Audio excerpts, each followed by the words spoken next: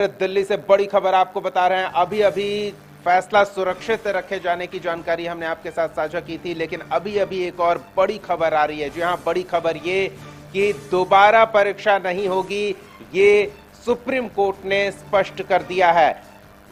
NEET की ओर से जब पक्ष रखा गया था सुप्रीम कोर्ट में, तो ये अपील की गई थी, सरकार के पक्ष की ओर से अपील की गई थी कि बड़ी संख्या में छात्र प्रभावित होंगे अगर दोबारा परीक्षा ली जाती है। तो करीब 24-25 लाख छात्र इस परीक्षा में हिस्सा लेते हैं।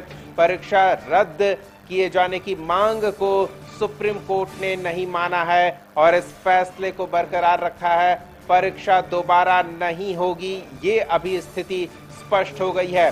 परीक्षा में खामी के पर्याप्त सबूत नहीं है, जो आरोप लग रहे थे।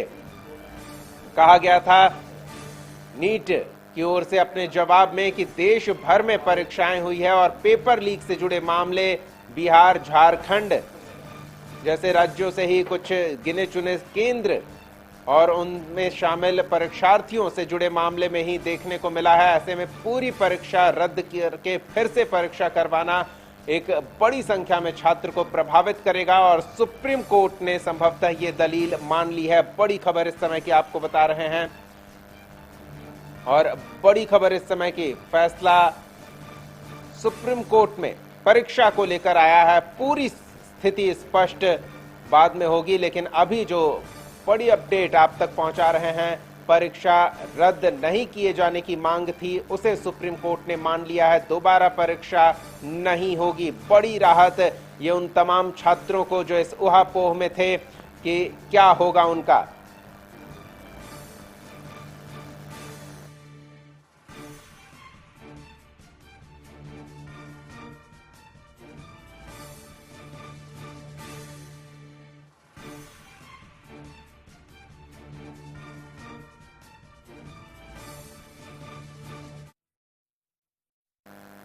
तो बड़ी खबर है, इस समय के संपादक अशोक मिश्रा हमारे साथ जुड़े हुए हैं। अशोक जी, करीब 24-25 लाख छात्र इस ऊहापोह में थे कि उन्हें फिर से परीक्षा देनी होगी, क्या होगा क्या नहीं होगा, थोड़ी स्थिति स्पष्ट हुई है। उनके लिए राहत की खबर है, लेकिन अब सीबीआई जांच का औचित्य क्या है?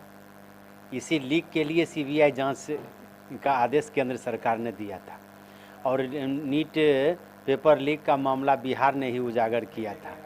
साफ तौर पर अभ्यर्थियों ने माना भी था कि यहाँ परीक्षा लीक हुई थी, क्वेश्चन पेपर उनको पहले ही मांगा गया और ये उम्मीद की जा रही थी कि इसके पहले भी जब छोटी सी भी घटना घटी थी तो सुप्रीम कोर्ट ने ही परीक्षा को रद्द कर दिया था।